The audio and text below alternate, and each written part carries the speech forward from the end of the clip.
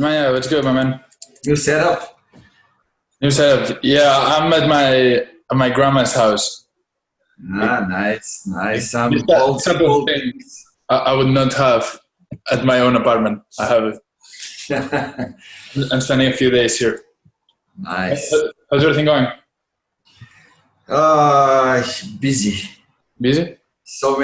Doing so many things, and I'm right now like octopus. That's how I'm seeing myself. Like hiring people, onboarding them, like guiding them through the first steps, then doing some things for the client, and also having conversations with them about moving forward with some things. And at the same time, like I'm getting pitched about our services, and like I'm trying to juggle. You're getting pitched? Like people are pitching you, or? Yeah. Like coming directly to us. We need somebody for this and this service. Oh, you mean inbound? Okay, Yeah. For pitch, I understood like people were trying to sell you something. Some of them are. Some of them are. I mean, some people always are. Yeah, but it's not like I feel my way of communication is eliminating all those people that are selling some things that I don't need. I don't know what situation with you, but with me, I feel like 95% of them are filtered. Right. Yeah, that makes sense. Yeah, I had yesterday that intro call for the new person that I'm trying to hire as the account manager. Dude, I was so nervous. I've never been this nervous. I saw the tweet. I deleted it because I didn't feel like living that there. But I don't know why. I honestly, I think part of it was like I'm used to. That is not the first person you are hiring, but the most important one, yes. Right? Like yeah. And like my previous hires were like people that I knew. Like it was like the first writer that I hired, for example, like he had been communicating with me on Quora for months, like 4 or 5 months before like it was the right fit and to like get him to come in. So there were like people that were in my network that I already knew, and they were not that expensive, I think, as well. So now it's more like hiring somebody that I don't know. It's been just different, and it's been a while since we had to hire somebody, because since we like the production is taken care of, there was no need to go through like a formal interview process like yesterday. And at one point I was like, what do I even ask? Like 20 minutes before the interview, I was like, so how do I play this thing? Like how do I? And then like my mentor sent me a list of questions for intro hiring calls, and it was great. Like I could use his stuff. Having a mentor helps a lot. Yeah, he sent I had like owners when I was per GM who were in a role of a mentor. Things are getting interesting, right? Yeah. Things are. The game is changing. The game is changing. Yeah. Yesterday felt like a puzzle that I'm trying to figure out how to put together, right? Because like there were a lot of factors. Like I don't think she's looking for a full-time job. Her availability is 20 hours a week. 20 hours a week, it's more than we need right now, but it's less than we would like to have her in the future. So it's like, how do I put these things together? It reminds me of like a puzzle or like math that you need to like move the things around the equation for it to work. Yeah. It just been, but yeah, this is what we're doing for, right? Like, Yeah, but it can be okay. I don't know. I'm always having like this probation period of, it can be a month, it can be 3 months, it all depends. But I mean, usually we agree on 3 months just to see how things are going. If I see that we are fit and everything is going the right way after the first one, then I don't care. Let's do it full time after a month. But I just wanna. I mean, it's a full time, but like the salary is not full time until we see a fit both Yeah. sides. Yeah. For me, my ideal situation would be somebody that can work part time for 2 or 3 months until and increase the hours we're done, so that we can give her a full time salary when there's enough clients for her to take care of. Mm-hmm, mm-hmm. So and that's hard to find. It's just been it's definitely not been an easy process, because it's also like we could figure out a way to not need somebody else, and like between myself and my other team member, that it's not going to allow us to grow long term, but it's going to make us more money short term. So it's those decisions of like, okay, do I want to focus in the short? You can always earn more on your own, as I can do it. So, but it's not the way to grow. Yeah. Who knows? I find that what is helping me with getting additional cash flow for the company is some things that I'm doing outside of what I do for the funky marketing. So like doing like marketing and sales trainings, like doing some, I don't know, in-house trainings for specific companies, those kind of things. I don't do it very, very often, but I do it like once in 2 or 3 months, and it's significantly larger amount of money than like I get from the clients, because usually it's like a project or they have the funding, outside funding, and then that's how it goes. And this amount of money I can use to like put on a side, and if I need to go all in on something, I do it. Right. No, that's a good point. I've always thought that we could easily make as much money doing consulting and stuff like that. It just would require much more, a different type of work. But I don't like just being consultant, because I don't like it either. I mean, you're just talking, right? Yeah. And it's difficult. Like I have a client who is now moving. I was more of a virtual CMO, just like organizing their marketing and sales team to do specific tasks and move into a direction that like they have a goal of going. And now we are like moving slowly into like the part when I'm getting more into. Give me 1 second. Let me hang up. Getting something. Yeah. Okay. Yeah, grandma. Yeah, these are the type of things that I hate when I'm here. This is the live show, so everything's good.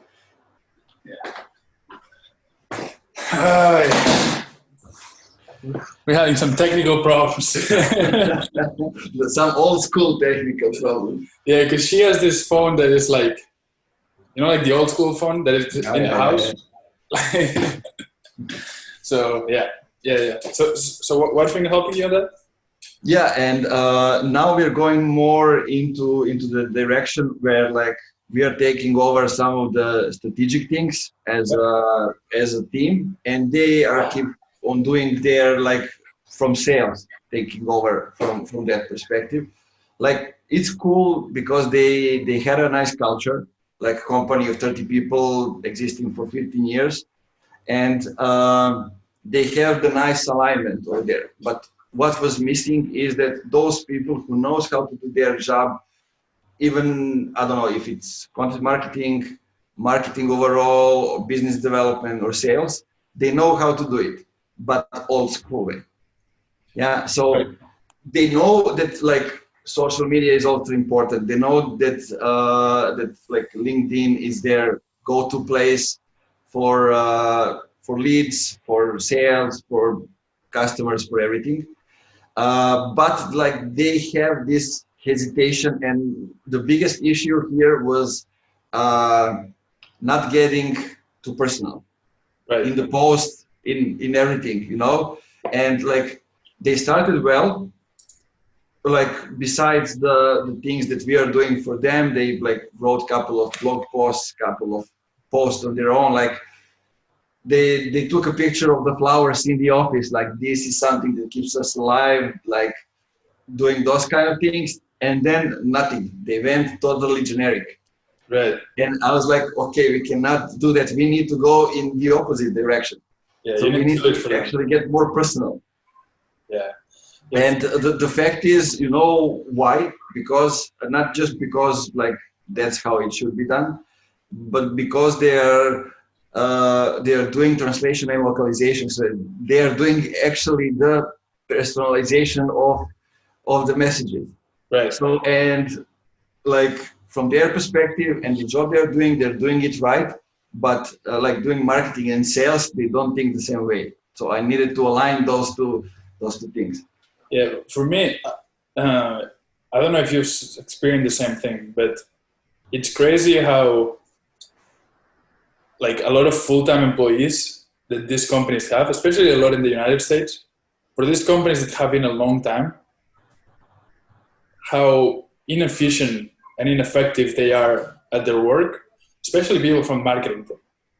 Like people from marketing, I was just talking to these people, right? They run a CPA firm in the United States. It's a big firm, doing quite a. I know. Yeah, not doing too much money, but maybe doing like a couple million, like somewhere around that. And their marketing person runs their LinkedIn, and that's basically her job, right? Yeah, like running the LinkedIn. Which I mean, if she's doing a great job, like give her a full-time job, no problem, sure. There's no need to do a full-time job for LinkedIn, but whatever. And they've gotten 0 leads in 8 years from LinkedIn. And she's still working there. And I'm like, what else is she doing? Yeah, just the purpose is presentation. Right? You know what I mean? Like I was like, what is going on?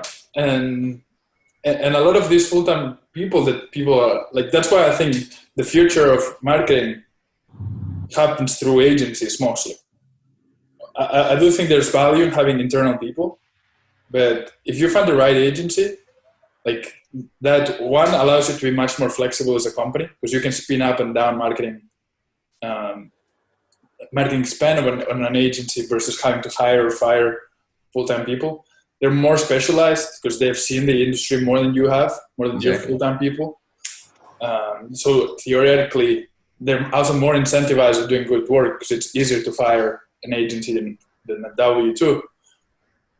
And like you keep some KPIs for agency work that you're not keeping for full-time people. Like for the salary that she's getting paid, because she's been there for like 20 years maybe. So each year it gets higher the salary. So for the salary that she's getting paid, we could do so much work, like so much. Like we could do LinkedIn, Twitter, articles, SEO, we could do everything. And it just pisses me off when I see that shit because I'm like, if you have full-time people, like you have to keep them on a KPI basis, like you would keep an agency. Like don't just allow yourself to, because you have a relationship with this person, to not expect things from her or from them. And it's just hard to see how many marketing teams are inefficient in giving a bad name to marketing itself because they don't know how to do shit. They're old school, like you were saying. Yeah, I mean that's happening all the way. I mean, and it all depends on the industry and how they are getting like. Where do they get the revenue? Right?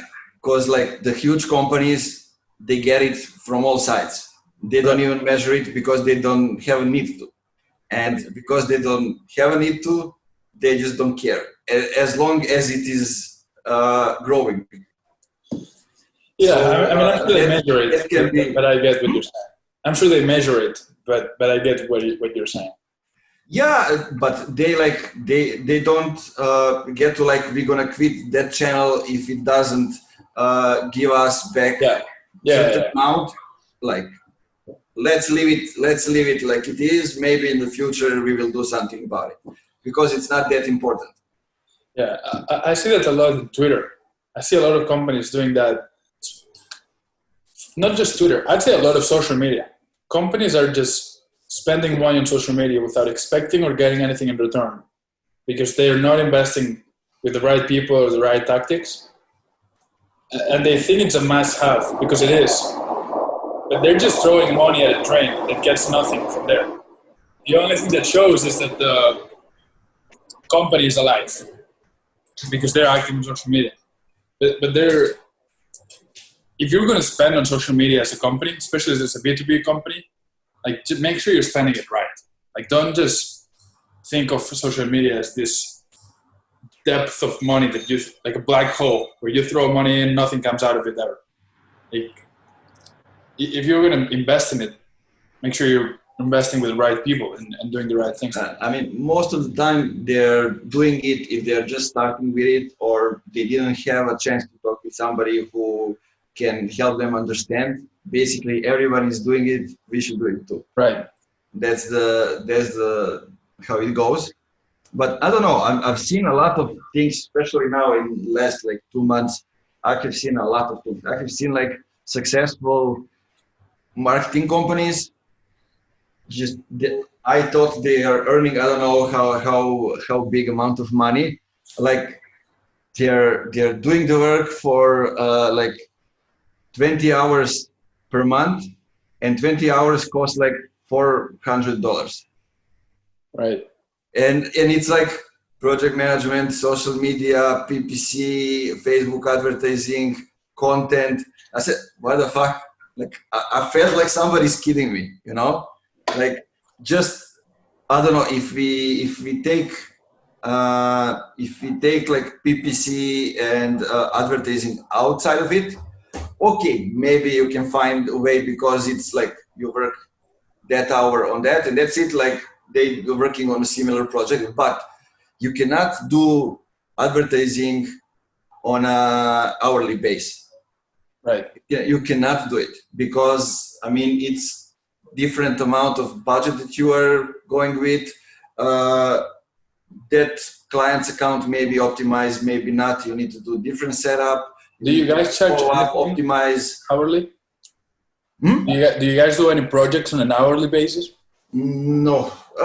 I mean, sometimes when like we need to do some website maintenance or development or those kind of things. Basically, I don't usually accept that kind of projects, but you know, the like existing client needs to do need something to be done for them, and then like we go that way. But yeah, I only do consulting on an hourly basis. Yeah, most of the time, me too. That's it. It's like you were saying before, and I don't want to go back into it, but the consulting can provide some good cash flow. I've had a few projects over the last few months, and I think I undercharged for what they're getting, but it's definitely something that I actually just came through a project today. That's why I said about the reaching out with the LinkedIn advertisement, because they were needing somebody to do consulting for LinkedIn advertising and LinkedIn content. And I was like, for LinkedIn content, I got you, but for LinkedIn advertisement, I'm not sure. I just found somebody that was in the community that my client runs, that runs an agency. But yeah, the other thing that pisses me off when it comes to what you were saying is it's impossible to find somebody that is good at social media management, community building, long-form articles, video content, like paid advertisement. Like it's impossible that you find somebody that is good at all those things. That you're just never going to find it.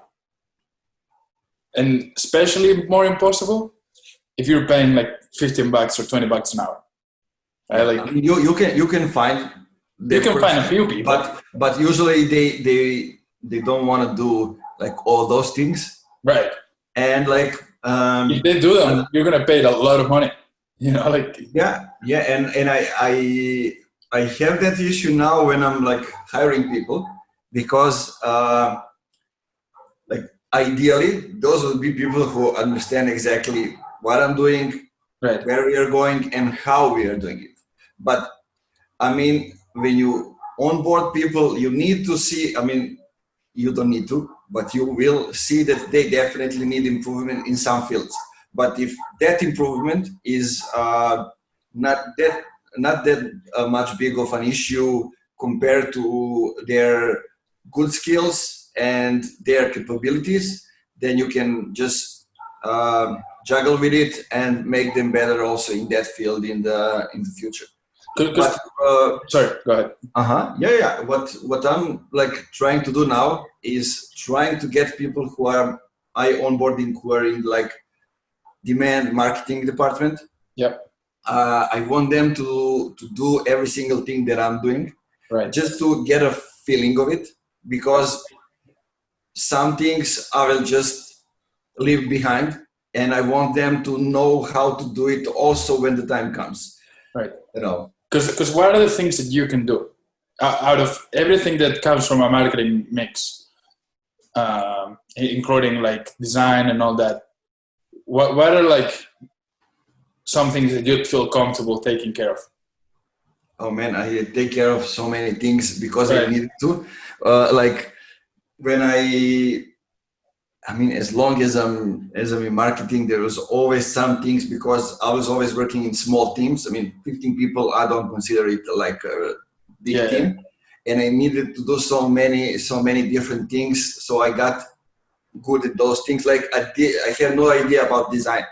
Right. Yeah. But I needed to do it, because when we started Funky Marketing, I was thinking like, how can we do marketing if I don't understand how design works, how some things are going, like, where do I put the logo, what should be like the measurements, those kind of things. Not so I can do it like operationally, but so I can like create the templates and they can go forward.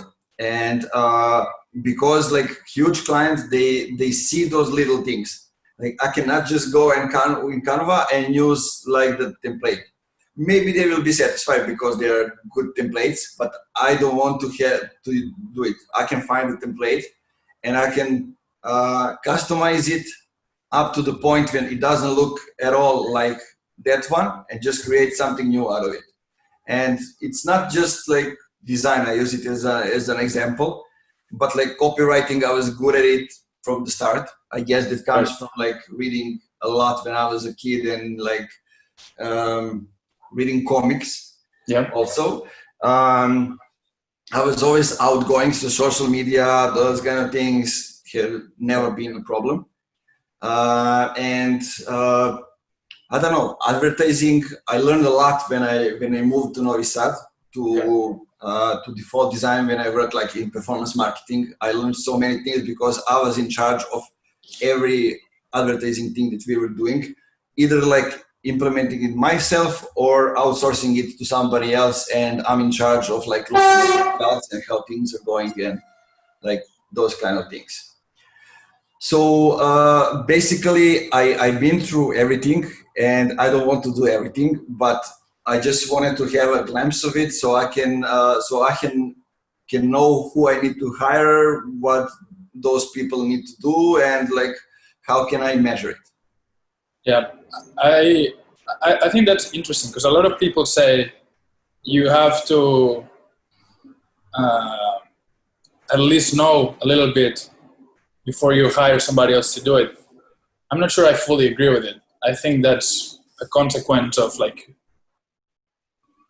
that. Like I happen to do that myself. Like I know a little bit about like web development. I know a little bit about, very little about design, but very little about video market content. But I don't think that's necessary. Right? Like I think it's good to have at least some basic understanding, but it's not a priority. Like I don't think it's a requirement to be successful.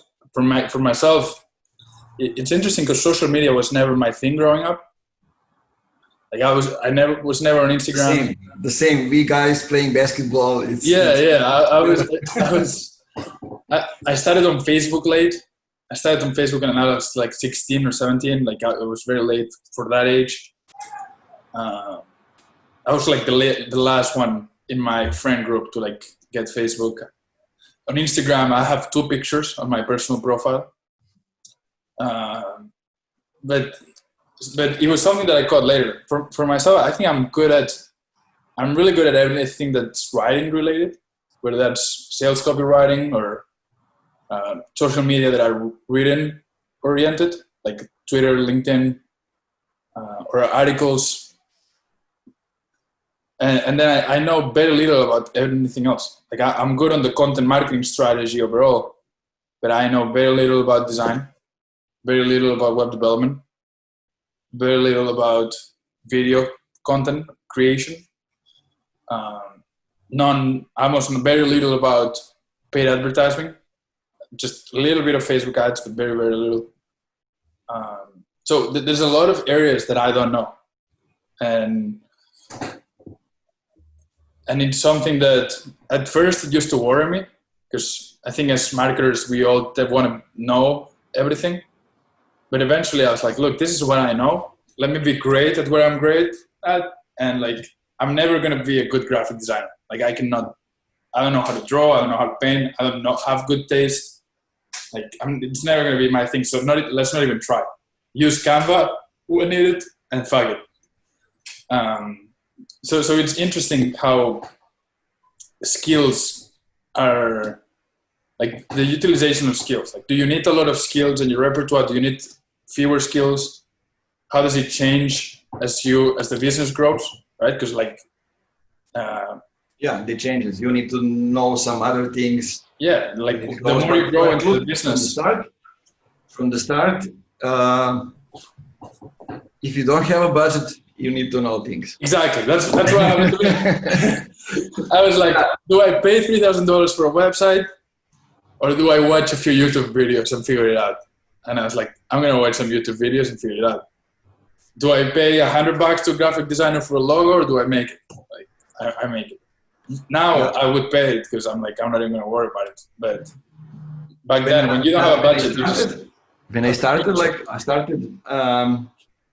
I was already on social media and doing things. I already built a page up to like 5,000 people. Like that, it was the biggest page in my hometown. Yep. For my NGO and doing so many different things. But I had no idea about SEO, about the keywords, right, about technical stuff. And I started like first day they gave me a task to add meaningful comments on the articles. That was link building at the time. And so I read the articles. Right. I needed to read it to get like the meaningful comments. And like very soon, like 2 weeks after that, I took over like the company's profile and everything. It blew up. But I was at the time, it was like a low pay job. It was $300 per month. Yep. Basically like nothing, even though I was living in Pirot, which is like you can live with little amount of money.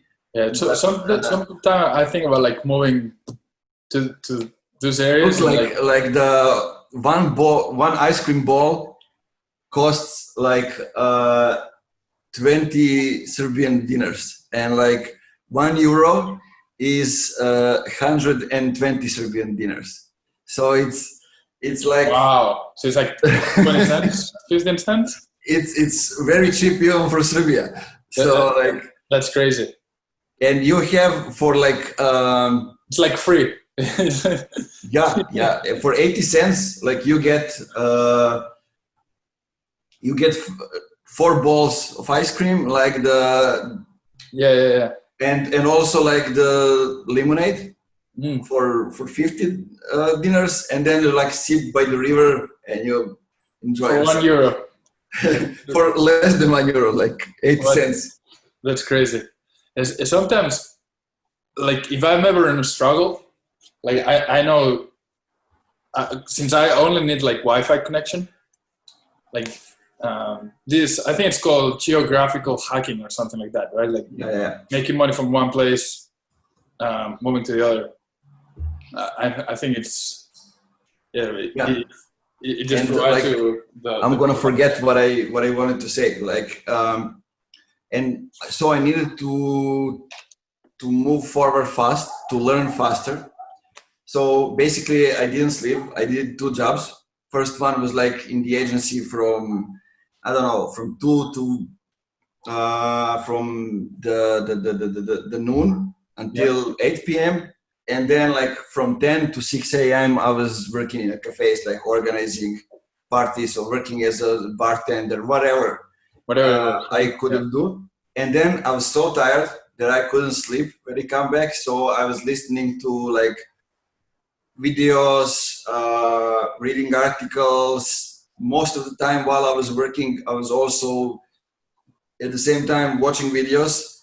So I like made a huge progress in like 2 or 3 months. I like moved 20 steps forward. And I was also sharing that everything with the team. Like, this is useful, go ahead, watch, this is useful, watch. So we were having conversation.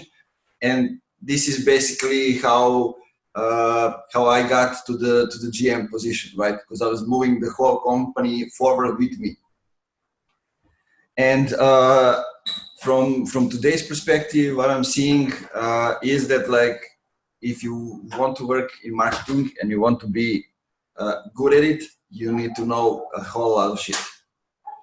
Like all those things that you said, you need to know and at least do it once, not like be good and everything, but do some things in that way. I agree with Gaetano. He's somebody who is rooting for that.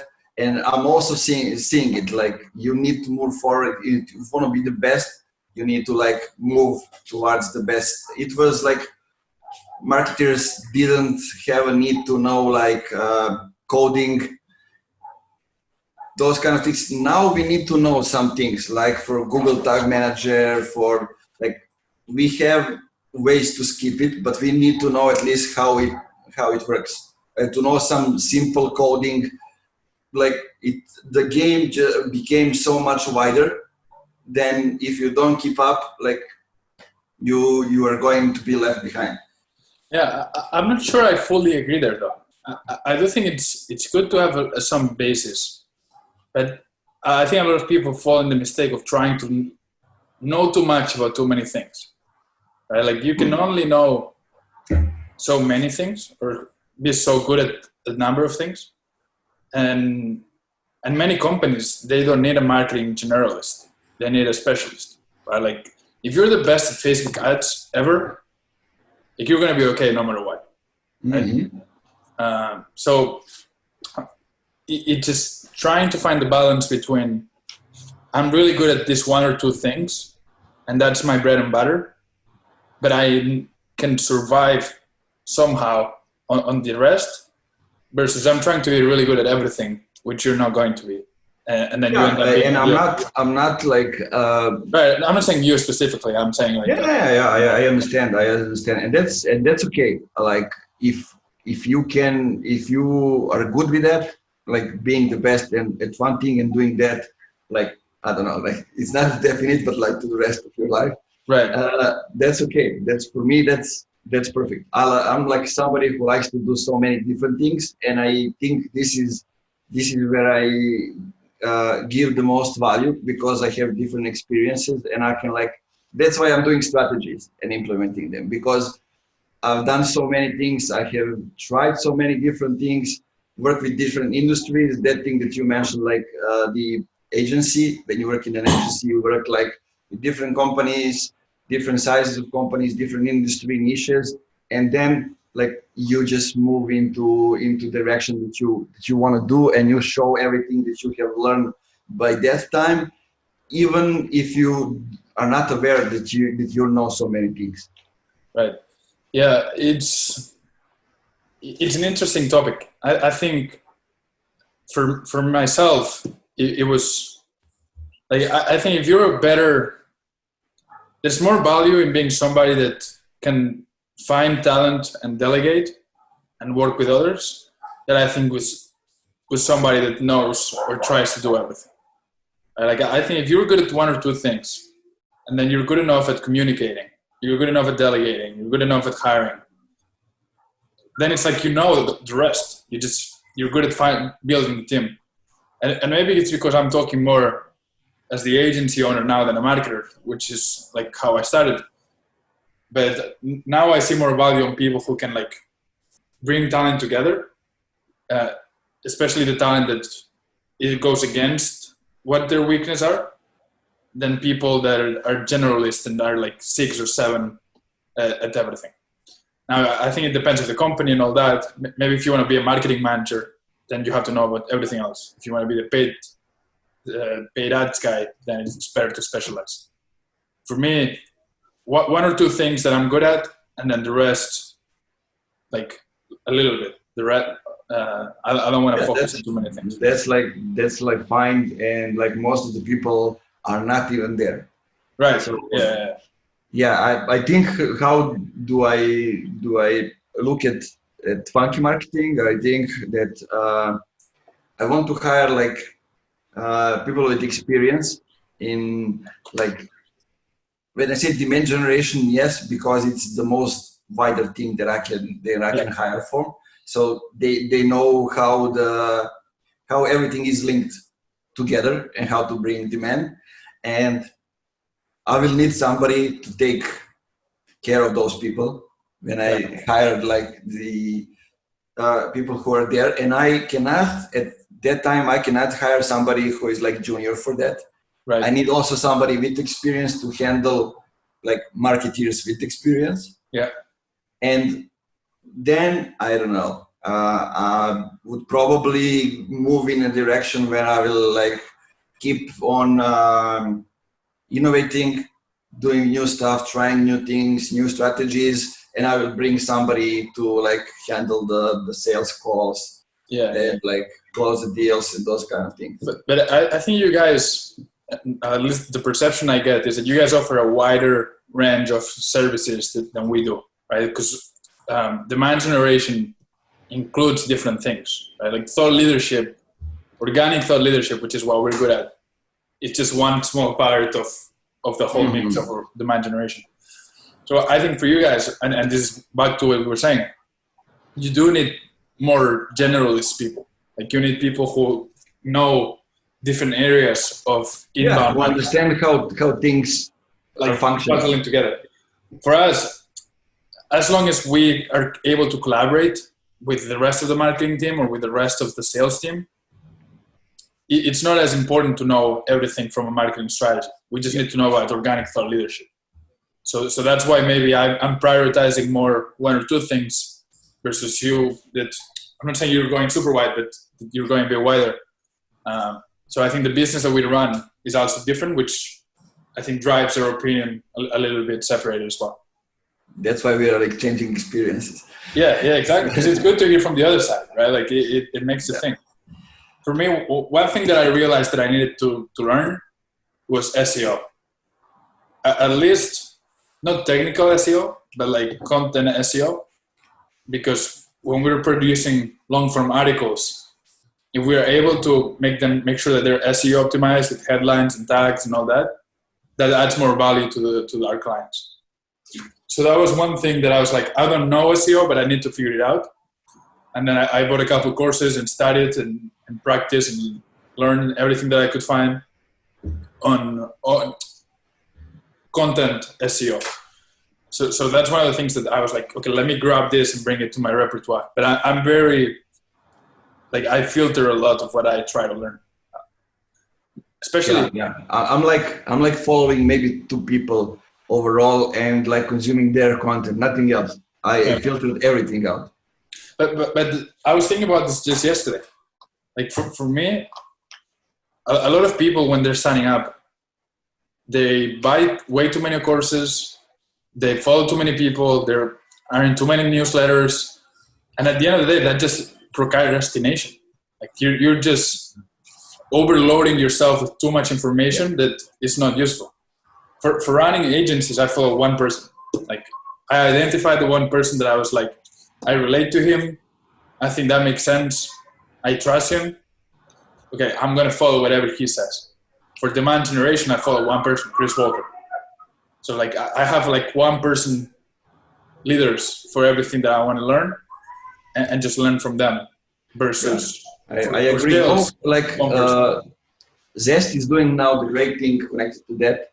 They are like doing some AI for the teams, for like marketing teams, companies, which will like curate the right content for them, so they don't waste time going wide, procrastinating, looking for content that might be good for them to consume, but just delivering them the right content that they need to consume. Right. That's like something that I saw like a few days ago, and I think it's great that somebody is developing something like that. Yeah. One question today. I have to leave a bit earlier at 6:50, but one question I wanted to ask you: how do you educate or plan to educate your team? Like, what are some of the things that you're doing to make sure your team is getting valuable information and they're progressing? Yeah, I tell them to watch B2B Weekly.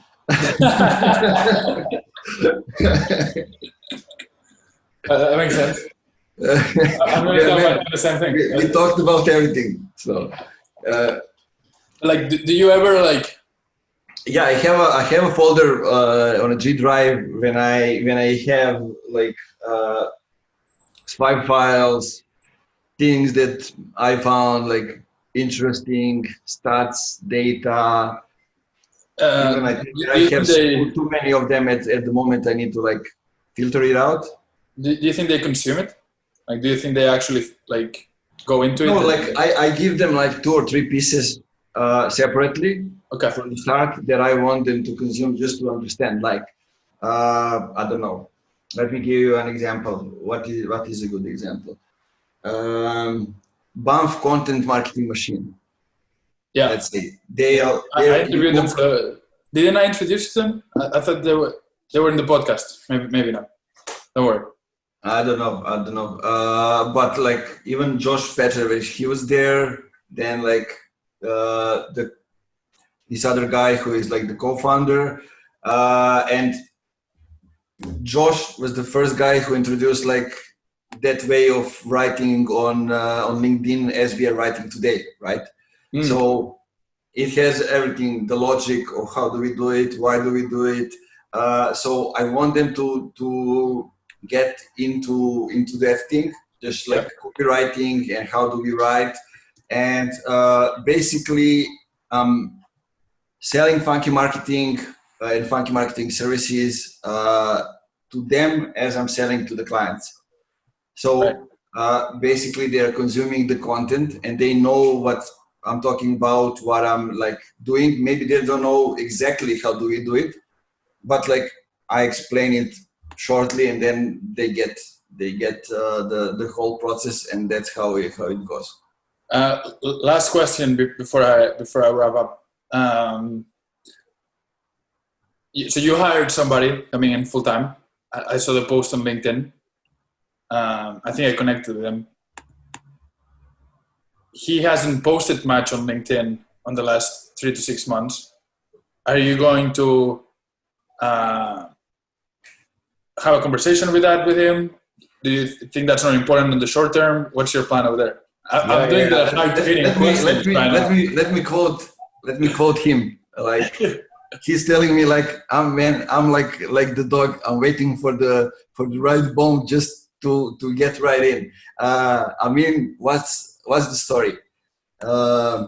He moved to Barcelona. He was living there. I saw that as well. Yeah. And he has a daughter over there and ex-wife. So he went into some other things outside of the marketing, like real estate. And because of divorce and some things, very strange things that happened, he now moved back to Serbia. And now he's getting back in the game. But at the time he was featured in LinkedIn, like current content, like he was the owner of the media portal, doing SEO, managing like the content team out of 10 people, doing all kind of things, working for a huge Australian SEO agency also. So like the guy who is basically connecting the dots between those who are creating content, those who are like doing SEO, and like just adding social media to on the top of it. Yeah, makes sense. Let's see how it goes. Let's see. I remember, I don't know if I mentioned this on a previous podcast or I sent you a link, but there's somebody that I interviewed on my podcast who is helping his team create a lot of content for LinkedIn. They're doing this very well. I think it's called Swish Media. I'm not sure. I'll send over the link and I'll put it in the comments. But it might be worth taking a look because they're doing a great job there.